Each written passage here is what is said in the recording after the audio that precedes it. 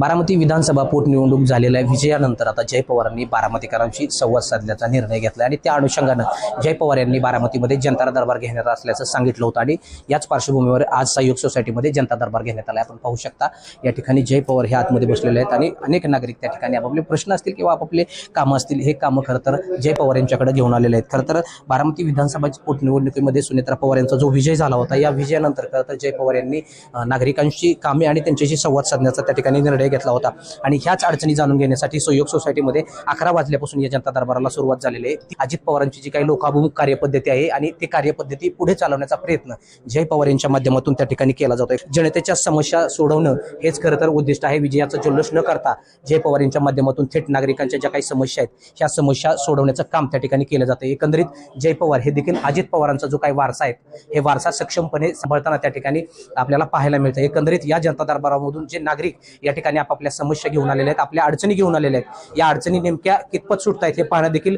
येणाऱ्या कालावधीमध्ये पाहणं खरं तर महत्त्वाचं ठरणार आहे. आणि 2029 ची सुरुवात जय पवार यांच्या माध्यमातून केली गेल्याचं त्या ठिकाणी बोललं जात आहे. तर येणाऱ्या कालावधीमध्ये जय पवार यांच्या माध्यमातून नागरिकांच्या जे काही प्रश्न आहेत, त्यांची कामं आहेत, कशा पद्धतीनं मार्गी लावली जात आहेत हे पाहणं देखील तितकंच महत्त्वाचं ठरणार आहे. विकास कोकरे, लोकशाही मराठी, बारामती.